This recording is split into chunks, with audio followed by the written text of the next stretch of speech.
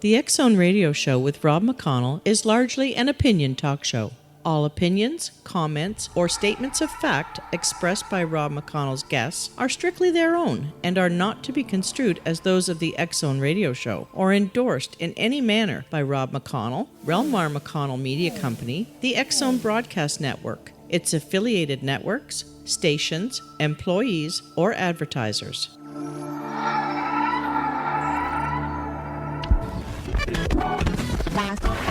All Hit Radio.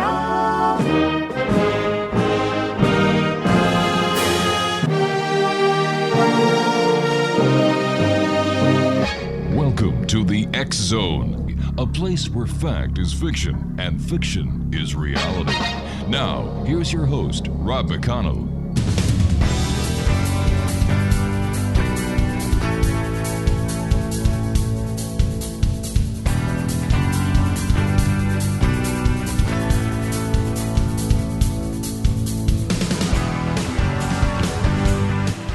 And welcome back to the X Zone, everyone. I am Rob McConnell, and for the next 4 hours, I'm your host and your guide as together we cross the time-space continuum to this place that I call the X Zone.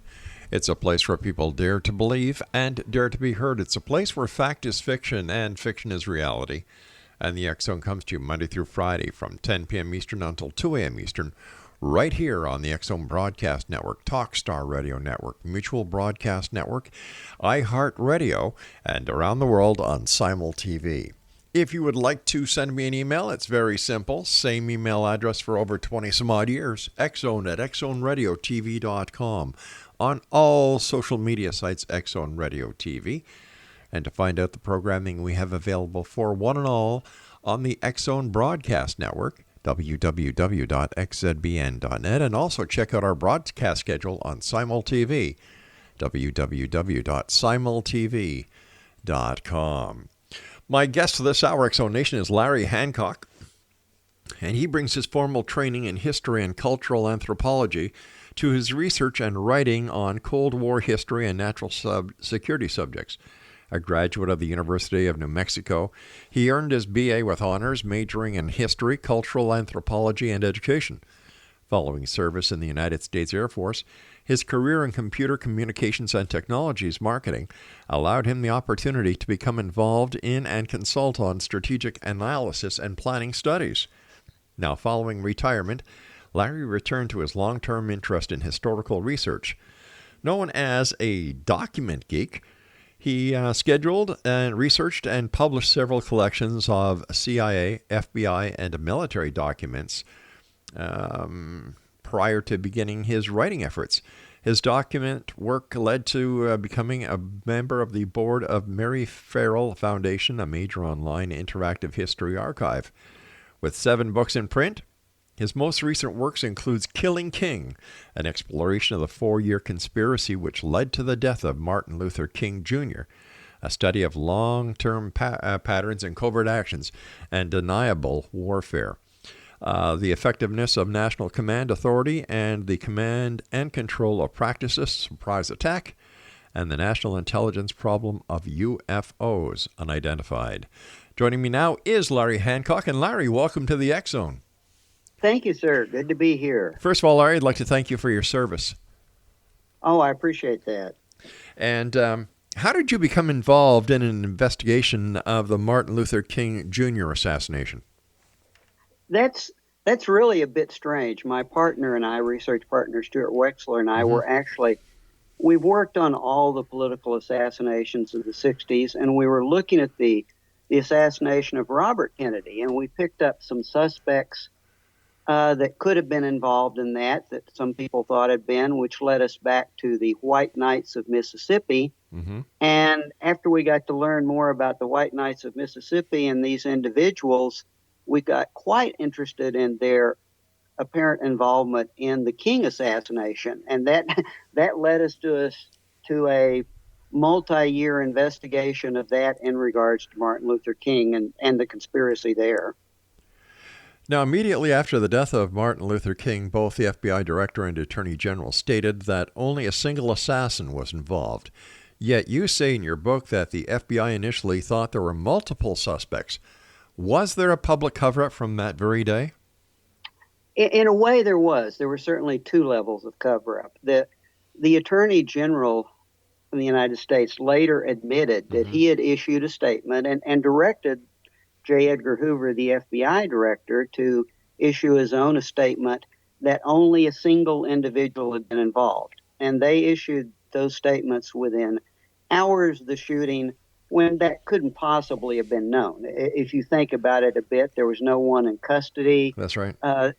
It was just impossible for them to make that statement. And later he admitted that they had done that strictly to try to calm panic, because riots were already breaking out across the nation, and they didn't want people going after groups. They didn't want conflict between groups. So from that respect, admittedly, there was a cover-up from the very beginning, trying to tie it to a lone individual.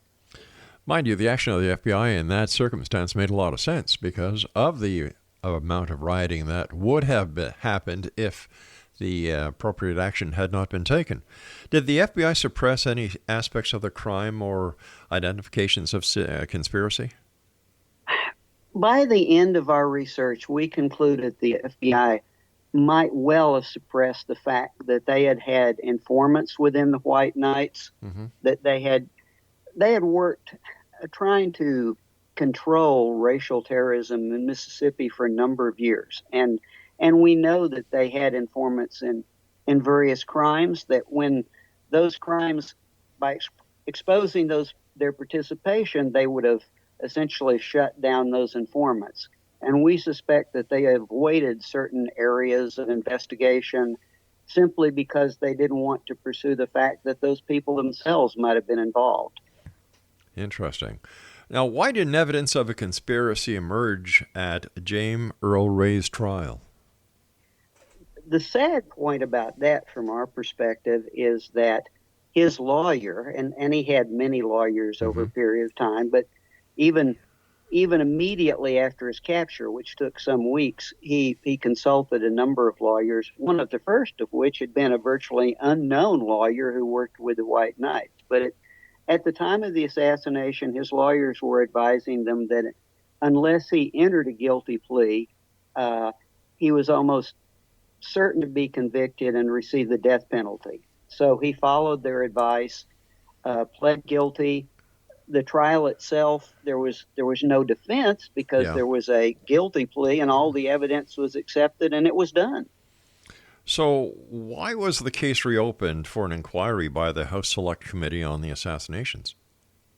Well, really, I think it, as with the JFK assassination, actually all three political assassinations had come into question by the 70s, because after Vietnam and Laos and Cambodia and Watergate, the public was quite concerned, Congress was quite concerned that it had been routine for the American intelligence agencies, the FBI, the CIA, to withhold information, and a great deal of lack of trust had developed. And the HSCA, the House Select Committee, really was tasked with looking at all three of those investigations, although they only really had the time and money to look into JFK and MLK. Yeah. What evidence convinced the HSCA that there was, in fact, a conspiracy? The more they looked at James Earl Ray himself, the more it became obvious that the man had no motive. He had no history in that kind of crime. He had no backstory in racial hatred or violence. And so that made them very suspicious. And the next thing was they found that the one interest he had, and everyone testified to, was money. Everything he did was about money, and they began to discover a series of leads to a very large bounty that Ray had become aware of. And that led them off on the trail of looking at the fact that Ray had responded to a bounty offer and entered into a conspiracy as a tool of that bounty, essentially. Now, if the HSCA determined that there was, in fact, a conspiracy in the murder of Martin Luther King Jr., why it was not reopened as a murder investigation. Why was it not reopened, I should say, as a murder investigation by the U.S. Department of Justice? That's a very frustrating thing. And of course, the truth is they reached the same conclusion as far as JFK and MLK, that there was evidence of conspiracy. The problem is, as far as the Justice Department and MLK, the Justice Department was facing the fact that Ray had been convicted. It was not a cold case. It was, by their definition, not an open criminal act, and they just used that as a justification not to respond. So do you think they just fluffed it off? Yes, it certainly does look like. In both cases, it looks like Justice, we know actually that we have the documents now that shows that Justice had actually tried to involve itself originally and had some suspicion that there was something that the FBI wasn't doing, and that J. Edgar Hoover and the FBI actually kept them out of their investigation. And we go through that in our book. And it appears that after the HSCA brought this back to them, the Justice Department looked at the history of it and decided they just didn't want to revisit that. Larry, stand by, my friend. You and I have got to take our first commercial break. X-Zone Nation, Larry Hancock is our very special guest this hour. And Larry's website is www.larry-hancock.com. That's larry-hancock.com. And Larry and I will be back on the other side of this commercial break as we continue here in the X-Zone with yours truly, Rob McConnell, from our broadcast center in Hamilton, Ontario, Canada. Don't go away.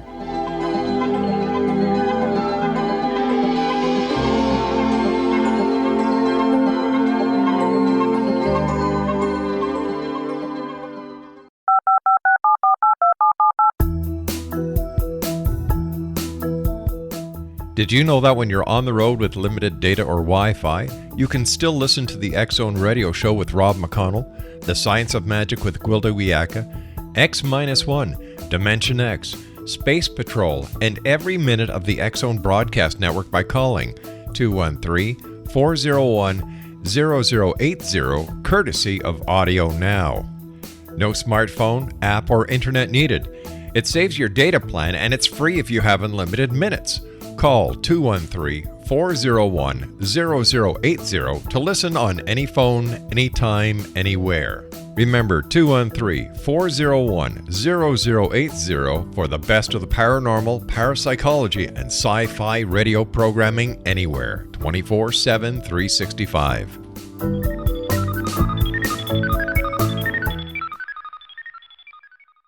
You have heard of the X-Zone? Now watch it on Simul TV. Plus 500 video games, live TV channels, free video on demand, worldwide, and more. Does this sound like tomorrow's television? Well, it is, but you can have it today, right now. It is Simul TV. Simul TV offers what the others only wish they could provide. 15 exclusive channels like X-Zone, sci-fi, and horror. We are worldwide. No other provider offers that. 500 built-in video games. No need to have an extra expensive system. We have them included. Free video on demand. Live streaming events from around the world. Interactive online network, and much more. Tomorrow's TV today. Simul TV. Sound too good to be true? Well, it's not. You can have Simul TV today. Sign up at simultv.com. Do it today.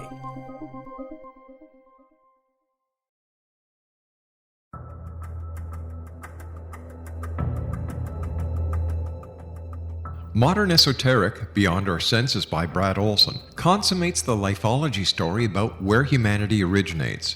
It is the lost continents, the primitive wisdom, the mythos of creation, and the rethinking of ancient history as we are taught in academia. There is much more to the story than what we have been told. As this is the first book in the Esoteric series, Modern Esoteric starts at the beginning of time and accelerates up to this modern age. Future Esoteric is book 2 in the series and takes a forward-looking position ahead of today with an open and honest examination of the ET issue and various unexplained phenomena. To discover the writings of author Brad Olson, visit www.bradolson.com. That's www.bradolson.com.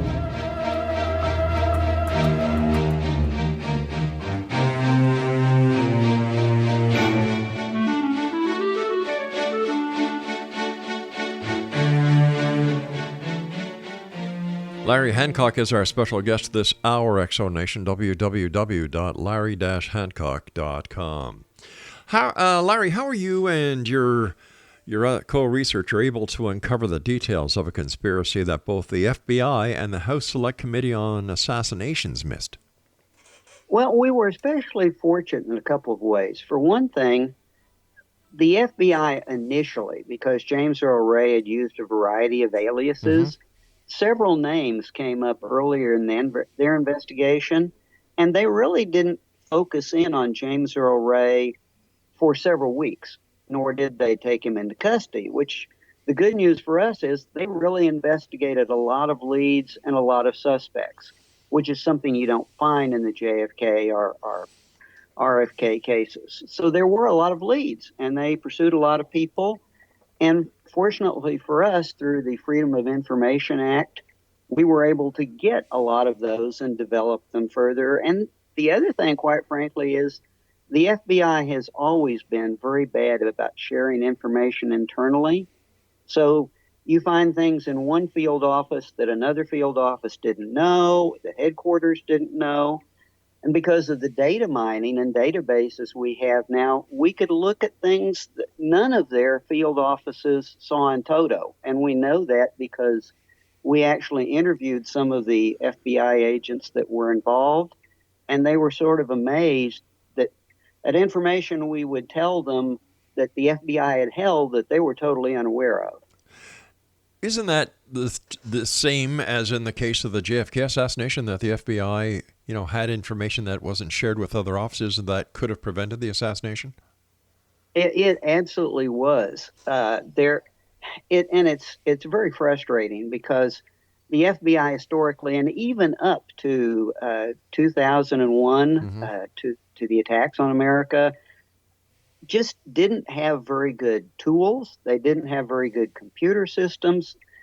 Even at that time, in this decade, they were lagging behind virtually every agency in the government, partially because, to be honest, in having investigated them, some of their offices were very parochial. They liked to pursue their investigations and get prosecutions and get brownie points from the director.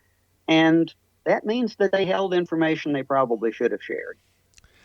Gee, that's a very bad tactic to follow in police work. It's I'm a former cop myself, and the key to any success during an investigation, bringing the perpetrator to justice, is the sharing of information.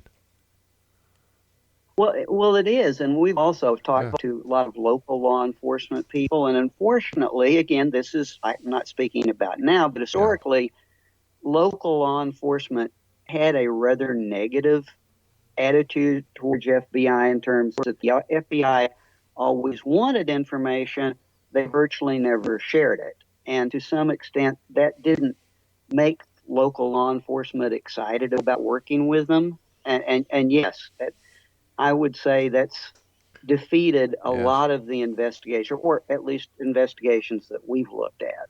You would have thought that based on the reputation of the FBI as being one of the best police agencies in the world, that they would have the very best equipment.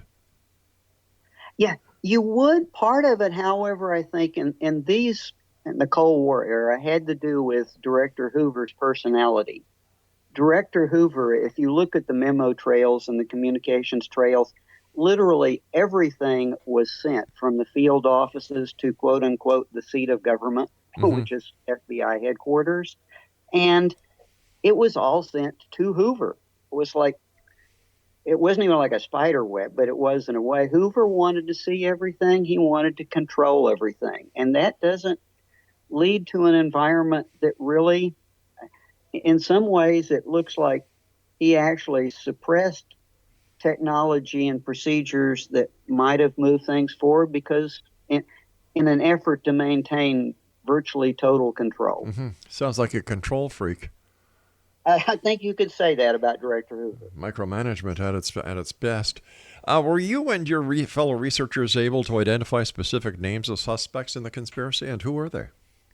We were. This led us back to developing these bounty offers that the HSCA had identified. And what we really determined, the bounty offer that was in play with Martin Luther King Jr. was actually some 4 years old at the time of his death. And it had first been offered by the White Knights of Mississippi, by Sam Bowers, that's the first name that comes into play, to a professional assassin named Sparks. And Sparks was part of a network of criminals called the Dixie Mafia. And Sparks and a fellow named Leroy McManaman, were involved in this bounty offer with the White Knights over this period of time. Initially, the White Knights had offered $10,000, and Sparks responded and was actually in place to shoot Martin Luther King, and the White Knights failed to come up with the cash. And the way these things work is no cash, no action. Right. But what changed over the course of the next few years is the White Knights actually came up with a way to fund this with money coming out of Atlanta, Georgia, and they raised $100,000, and it became a brand new deal. For our listeners who may not know the history of the South, could you please explain to them who the White Knights that you keep on talking about are? The White Knights were a very unique racist clan, an organization in Mississippi. They were described by the FBI as the most violent clan in the United States. They had a history of bombings. If anyone's heard of the Mississippi burning attack, where 3 young civil rights workers were killed and their bodies buried, the White Knights were behind that. And Sam Bowers, whom I just mentioned, was actually convicted and charged and went to jail in that attack. But these folks weren't like the larger Klan groups that you might be familiar with. They were much more tightly organized, more compartmentalized, and much more tactically sophisticated.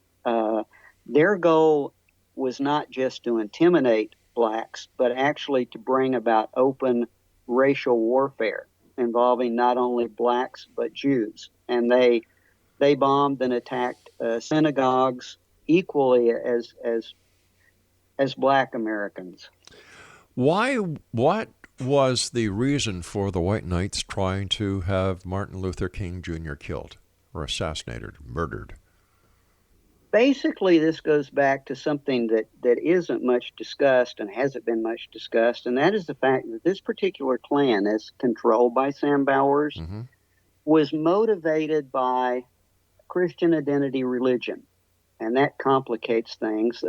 Christian identity religion, which Bowers firmly believed in and several of his followers did, meant that they could only achieve what they wanted in religious terms by bringing about Armageddon. And that would only happen with a full-scale race war.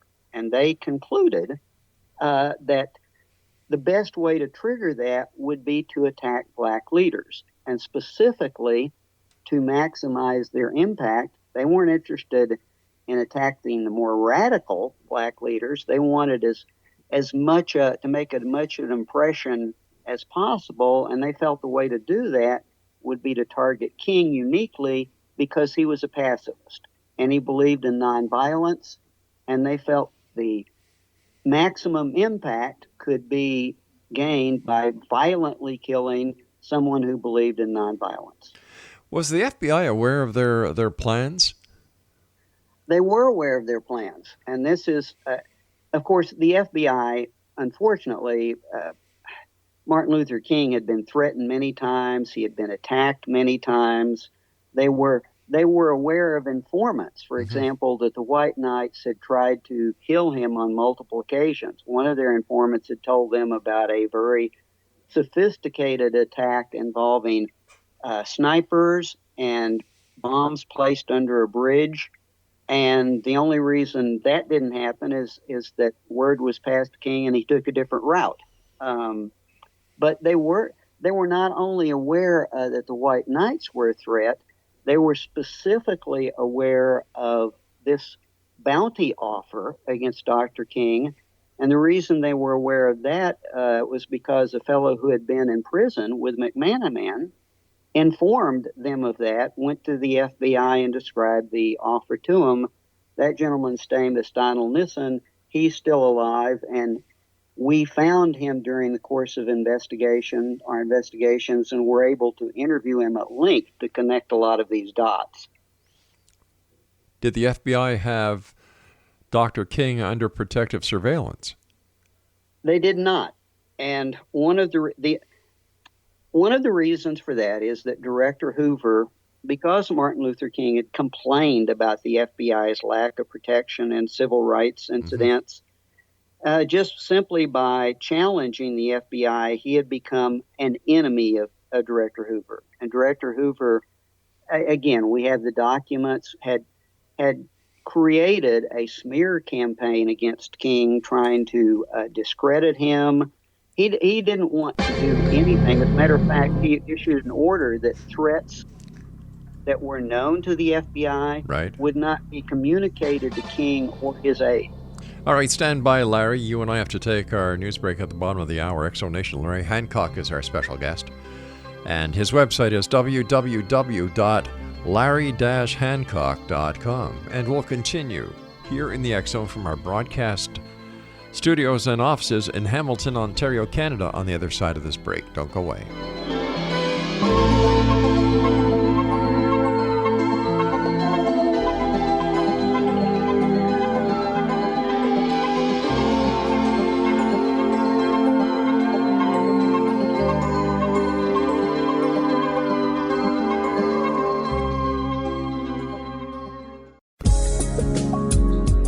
From our broadcast studios in Hamilton, Ontario, Canada, to the world and beyond, you're watching the X Zone Broadcast Network, www.xzbn.net.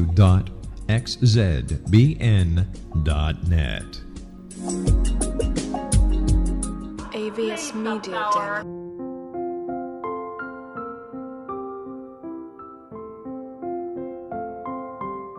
I am Dr. Carl O'Helvey, founder, president of a new cancer foundation focusing on evidence-based physical, mental, and spiritual interventions, including natural cancer cures, prayer, meditation, affirmations, nutrition, and other related holistic cancer prevention and cure modalities. These are used in cancer education, research, and financing care. I ask for your help to continue this important work by donating at www.holisticcancerfoundation.com.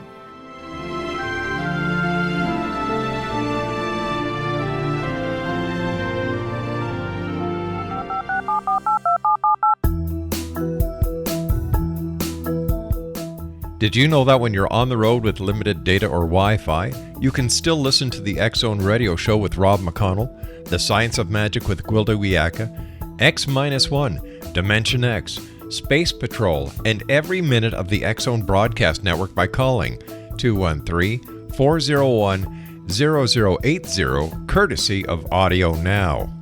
No smartphone, app, or internet needed. It saves your data plan and it's free if you have unlimited minutes. Call 213-401-0080 to listen on any phone, anytime, anywhere. Remember 213-401-0080 for the best of the paranormal, parapsychology, and sci-fi radio programming anywhere, 24/7, 365.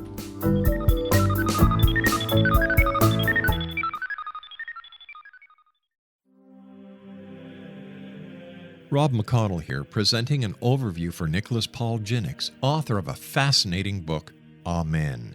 It presents facts revealed by Egyptologists, facts that enable us to understand why Amen is the beginning of creation of God. It provides recommendations for religious leaders of the major religions to unify their beliefs and teach the Word of God. love one another.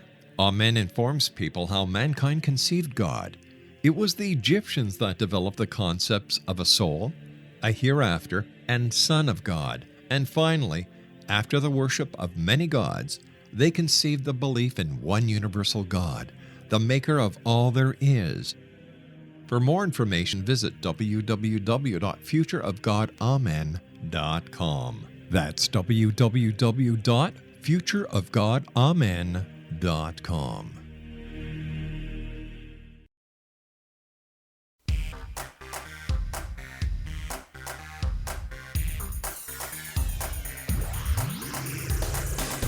Welcome back, everyone. Larry Hancock is our special guest for this hour, www.larry-hancock.com. So the FBI knew that there was this bounty out. They knew that the White Knights had it out for King. The director of the FBI didn't want to give King any protection because he was, Dr. King was actually complaining that he wasn't getting the protection that he deserved. So where does the fault lie? Can we say that the FBI was complicit? What we can absolutely say is that the FBI did not pay any particular attention to this threat and did a bad. I hesitate to use the word complicit. I would characterize them as not very capable in this particular investigation. Honestly, they received so many threats against Dr. King. Mm-hmm. They investigated all of them, but they did it with the minimal energy. For example, in this case, Mr. Nissen had been given a series of cutouts, individuals that he was to contact if he was interested in taking advantage of this bounty. And the bounty was $100,000 to kill King or $20,000 simply to do surveillance of King and kind of support the effort. When the FBI got that level of detail, it was very precise. And so they went to Mississippi and they interviewed the first name that he had given them. And that happened to be a lady real estate broker. And they interviewed her. And of course, she said, "Oh, I have no idea what you're talking about." And they said, "Thank you, ma'am," and left. And unfortunately, having looked at the FBI really wasn't very good at open-ended investigations. It's almost like they had so much on their plate that they closed them down as soon as possible if there'd not been a crime. If there had already been a crime, it was a totally different story. But if there's just a threat, clearly they did kind of the minimum. They did not even ask her about Leroy McManaman, who Donald Nissen had named.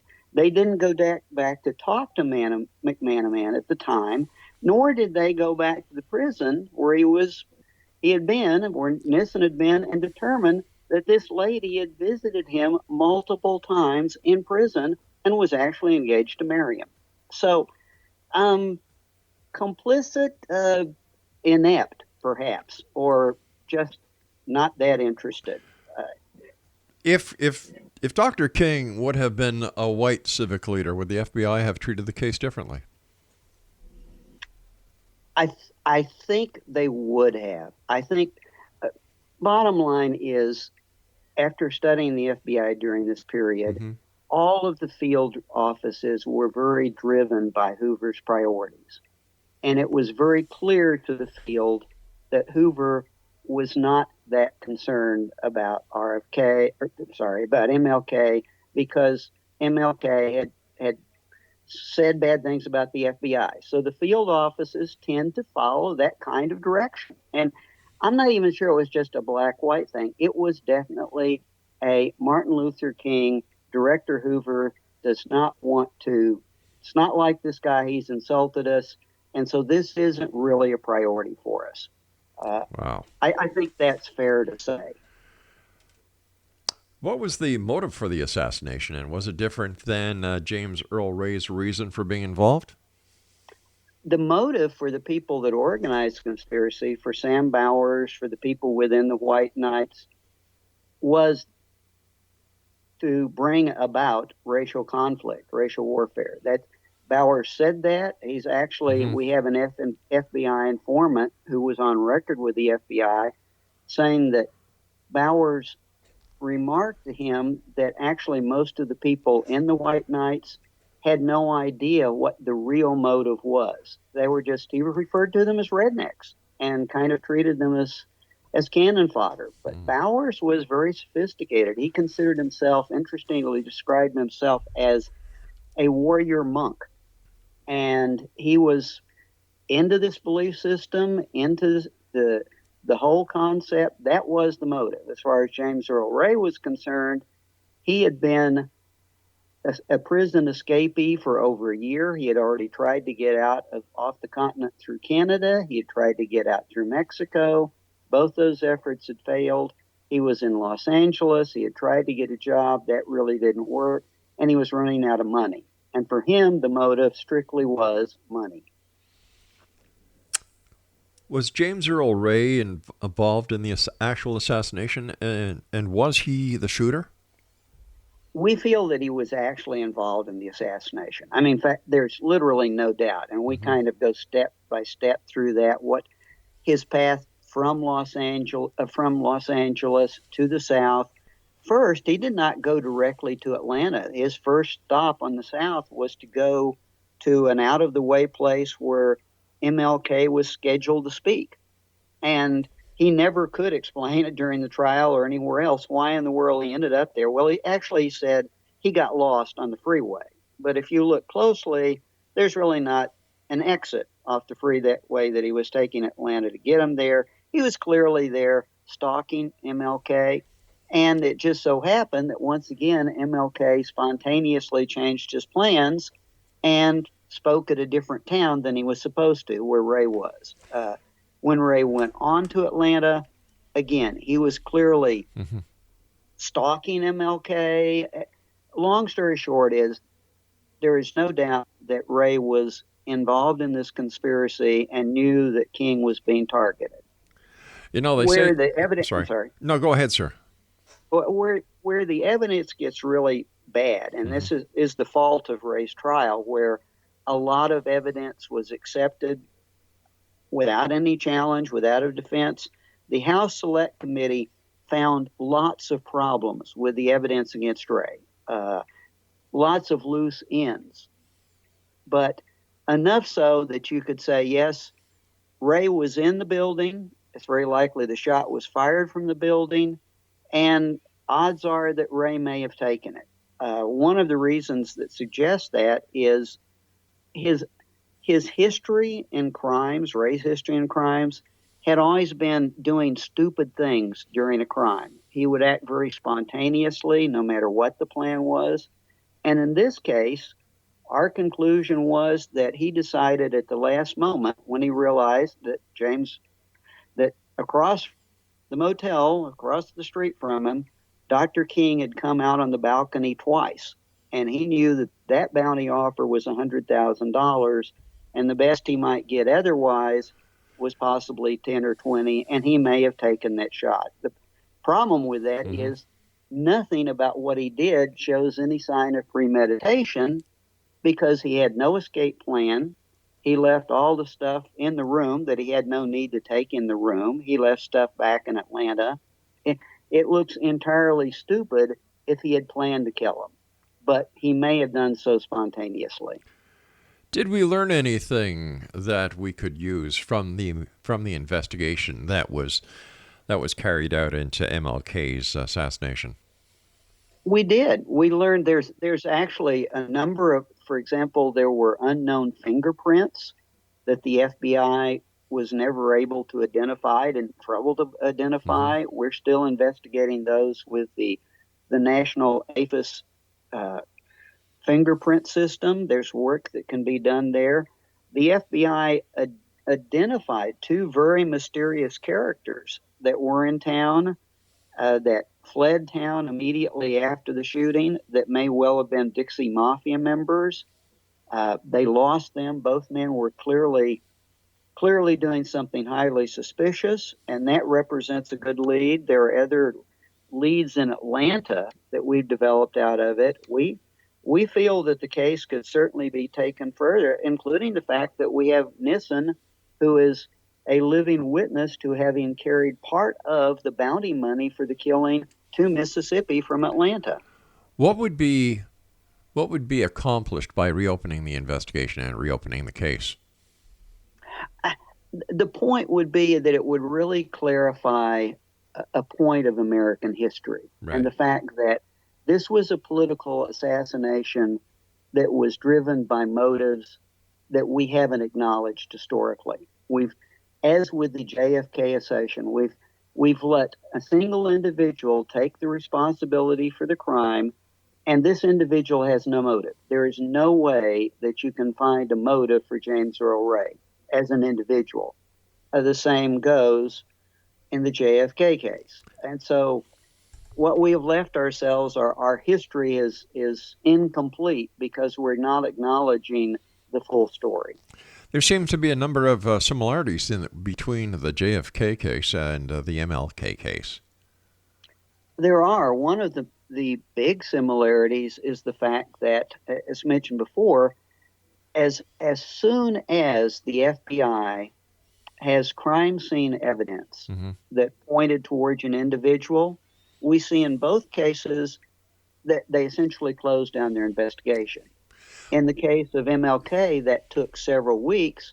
In the case of JFK, we can show by documents that Director Hoover closed that investigation down within 12 hours. You and I have to take our final break, Larry. When we come back, I'd like to talk to you about the JFK case. And thank you so much for coming on the show tonight. Very interesting topic. Oh, certainly. Thank you. All right, stand by. Larry Hancock is our guest. www.larry-hancock.com. And this is the X Zone. My name is Rob McConnell. We're coming to you from our broadcast center and studios in Hamilton, Ontario, Canada. If you'd like to send an email, xzone@xzoneradiotv.com. On all social media sites, X Zone Radio TV. And don't forget, you can check us out at www.xzbn.net and watch us on Simul TV. We'll be back after this break. Don't go away.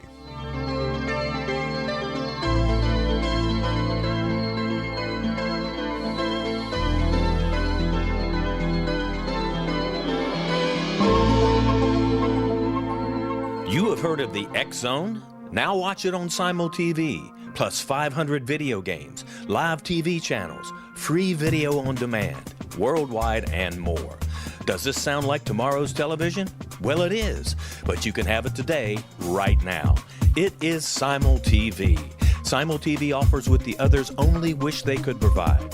15 exclusive channels like X Zone, sci-fi, and horror. We are worldwide. No other provider offers that. 500 built-in video games. No need to have an extra expensive system. We have them included. Free video on demand. Live streaming events from around the world. Interactive online network, and much more. Tomorrow's TV today. Simul TV. Sound too good to be true? Well, it's not. You can have Simul TV today. Sign up at simultv.com. Do it today. The new nonfiction book, Razor of Madness, is similar to cult movies like Clockwork Orange, Dragon's Tattoo, or The Other Side of Hell. Wayne Morin Jr. and Thomas Lee Howe will expose widespread and systematic deficiencies in this thought-provoking tell-all novel. Mind control rages among scholars in law schools. Human rights are ignored while thought reform and mental manipulation are accepted practices used as behavior modification. Dr. Louis Jolyon West comes to mind. Media and public scrutiny shows that United States mental hospitals are in fact destructive murder industries. Razor of Madness expose novel details this epidemic through an in-depth professional and personal investigation. For decades, there has been a revolving door policy that still releases killers and pedophiles back into society. The maestro of mind control continues to haunt America to this very day. Razor of Madness is available in paperback or as a downloadable ebook at Amazon.com. I'm William S. Peckham. If you enjoy a good mystery with a touch of the paranormal, then you'll love my novel, From Out of the Woodwork. It's the story of a young Toronto contractor, Sean Kennedy, who buys derelict homes, guts them, and turns them into multifamily dwellings. Slums just waiting to happen. When Sean buys 29 Livery Lane, the house fights back. Former owners unexpectedly come out of the woodwork as he starts the destruction. The apparitions come to him when he touches old books, reads hidden letters, rummages through old boxes, finds a locket, or reads a discovered manuscript of a murder mystery. From Out of the Woodwork will take you from 1899 to the horror of the World Trade Center, September 11, 2001. Check out From Out of the Woodwork on my website, www.williamspeckham.com.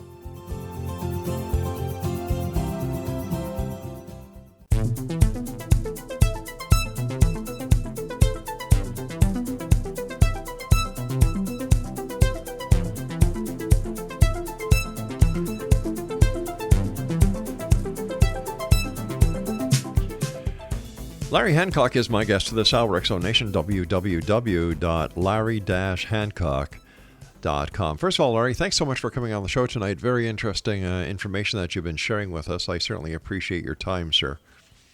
Oh, I've enjoyed it. Larry, let's talk about the JFK assassination, because as you and I were discussing the MLK case, certain similarities kind of jumped out. For example, when it comes to the information that the FBI had gathered pertaining to a possible attempt on President Kennedy's life, was that taken serious? And if so, is this another case where the FBI dropped the ball? The interesting thing in that case is we have a lot of evidence that shows that both the Secret Service and the FBI were concerned about threats to JFK in the fall of 1963. Mm-hmm. For example, a motorcade in Chicago was actually canceled because of a warning that there were Cuban exiles who had traveled to Chicago that could represent a threat to the president. The motorcade was canceled. Records pertaining to that were destroyed. There definitely was cover-up within the Secret Service office in Chicago, and we have the documents about that now. It was so bad that when the secretaries who prepared some of the memos were later questioned by the Assassination Records Review Board, they claimed that they had never seen documents that their own typist identification are on. They're scared to death to talk about it.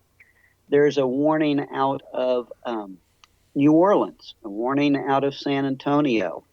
Certainly there were, and worse yet, when the Assassinations Record Review Boards in the 90s began investigating this, even in the 1990s, the Secret Service, against direct orders, destroyed a whole series of files relating to JFK's travels that fall. And it makes no sense that they would do that decades later unless somebody had dropped the ball. Was the assassination of JFK a conspiracy? Absolutely. Was Lee Harvey Oswald a patsy? Very probable. One thing that is, I think, super clear is that Lee Harvey Oswald did not at all expect the president to be killed. Lee Harvey Oswald shows every sign of expecting to do something that day, to leave Dallas, expecting something to happen for his own personal agenda, which is why he left his wallet, his money, his wedding ring with his wife. He was planning to do something that day, but there's no sign that it involved killing President Kennedy, and that's reflected in the testimony because the witnesses, the cab driver, the bus driver, the witnesses who saw him after the assassination observed his behavior totally change from the time he left the school book depository to the time he actually learned that the president was killed. And he virtually went into shock at that point in time. The same thing can be said for Jack Ruby. Something did not happen that they expected, and what it appears to be is that was the actual killing of the president. So was Lee Harvey Oswald involved with either of the National Security Agency, or was he a CIA operative? Lee Oswald, we actually have, again, the documents that show that Lee Oswald had volunteered to provide information to the FBI.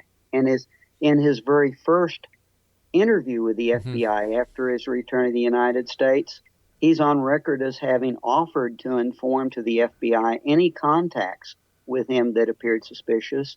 In New Orleans, he went so far as, when he was jailed for leafleting, calling for an interview with the FBI, having an interview with the FBI, and we now know that the person he requested by name was an FBI counterintelligence officer. There's every sign that he was an informant for the FBI, and there was actually a file memo of that on record that the FBI had to work very hard to cover up in New Orleans. The CIA was very much aware of them. The CIA may have been using him through a third-party connection as a dangle, which means all they really had to do was watch who he was talking to and who was talking to him. The FBI connection is much closer and very likely explains why the FBI obfuscated part of the investigation and lied about part of it.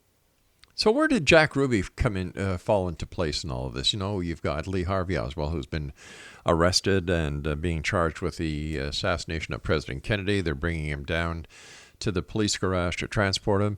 Jack Ruby, who is very friendly with the cops, gets in. Ruby goes right up to him, point blank range, and fires a round into his stomach. And that was not spontaneous on Ruby's part.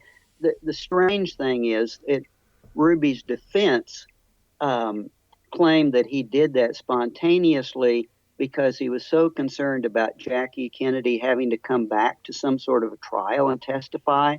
Of course, later on, the attorney that offered him that excuse said that he had made it up on the spot and it was totally fiction. Long story short, Ruby had been brought on board to do certain contacts, logistics work in advance of the attack. He was not aware that it was going to be an actual attempt to kill the president. He was thinking it was going to be something more in the nature of a false flag exercise to point the blame at Cuba. When he found out, and you can, in my book, Someone Would Have Talked, I do a kind of minute-by-minute micro-analysis of his behavior, and you can see exactly, as with Oswald, when he learns that what happened wasn't what he expected to happen, he actually becomes violently ill and becomes throwing up.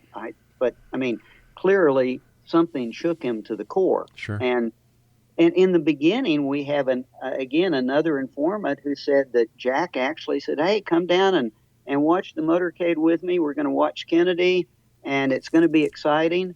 And they did, and this is on record. And then Jack went back to the news office and to place an ad. And so he was totally off base, and it was a shock. And he received a telephone call, and we know where he got the telephone call from that afternoon from Los Angeles, changing his whole task. And his task became, Oswald was never supposed to be taken into custody, and suddenly Ruby is the only guy in place who could do something about that. Why do you think that the Warren Commission would not take Jack Ruby back to Washington, where Jack Ruby was willing to talk, give names, give information that he had? Why was he just left in jail to die? Because Earl Warren, again, we know at this point in time, Earl Warren had been given a charter from President Johnson to make Oswald the lone person, not to explore a conspiracy, and essentially to close down leads to a conspiracy. And he was given that order because of the national security implications of what was suspected. I can tell you that over the weekend after the assassination, there were meetings of national security cabinet level personnel, and it became clear. We know the meetings occurred. It became clear that this was a national security situation that was very live, and if you really went where it was pointing, the nation was in big trouble. All right, so let me ask you the $1 million question. Who assassinated President Kennedy and why? Well, since I've written this, I would have to defend it. It took me a few hundred pages to do that. He was assassinated because certain senior CIA officers became aware that Jack Kennedy was in back-channel negotiations with Fidel Castro, that Fidel Castro was willing to kick the Russians out, take Cuba neutral. The U.S. would lift the embargo. This would be a huge win for Kennedy. However, the officers involved considered it treason. They shared that information with Cuban exiles that they had been working with to kill Castro, told the Cuban exiles that unless something was done about JFK, it was done. They were never going home.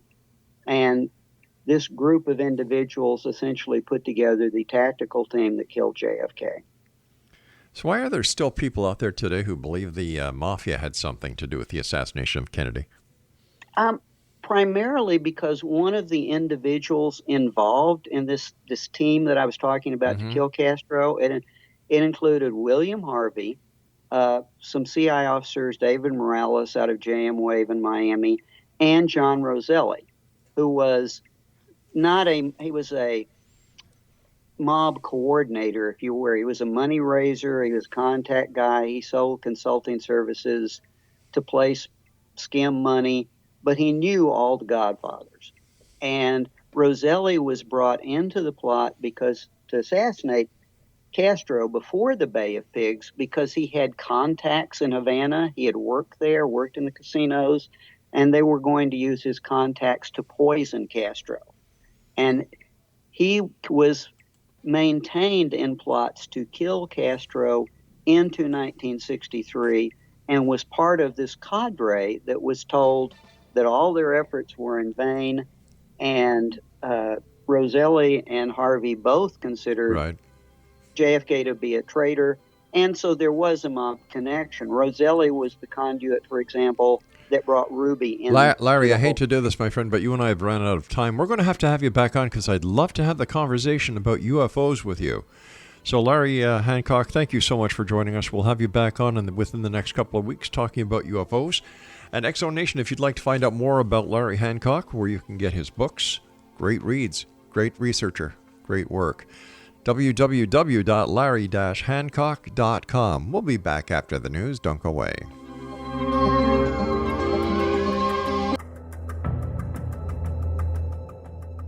Modern Esoteric, Beyond Our Senses by Brad Olson, consummates the lifeology story about where humanity originates.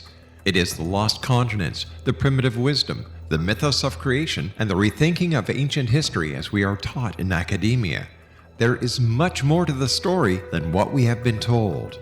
As this is the first book in the Esoteric series, Modern Esoteric starts at the beginning of time and accelerates up to this modern age. Future Esoteric is book 2 in the series and takes a forward-looking position ahead of today with an open and honest examination of the ET issue and various unexplained phenomena. To discover the writings of author Brad Olson, visit www.bradolson.com. That's www.bradolson.com.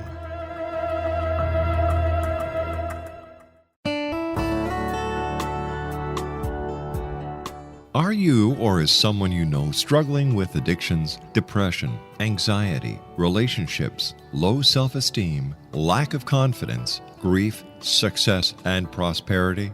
Do you know that your subconscious belief plays a big role in the outcome of your hard work?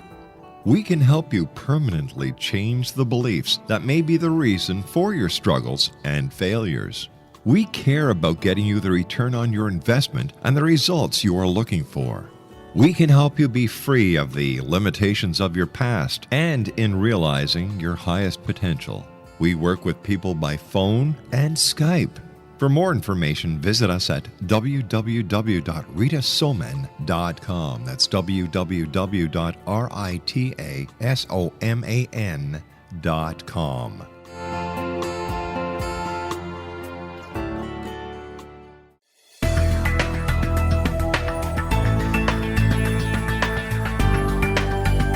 Do you think you have energy problems in your home? Do you feel better when you're away than when you're home? Joey Korn is a global leader in the world of dowsing who specializes in personal energy clearing and space clearing. He can help you create an ideal energy environment in your home no matter where you live in the world. Learn about his remote spiritual house cleaning services and much more at www.dowsers.com. You can get Joey's book, Dowsing, A Path to Enlightenment, as well as other dowsing books and tools, Kabbalah books, and Walter Russell books. Joey's work is really amazing. Go to dowsers.com right now. That's DOWSERS.com or call 1-877-DOWSING. That's 1-877-369-7464.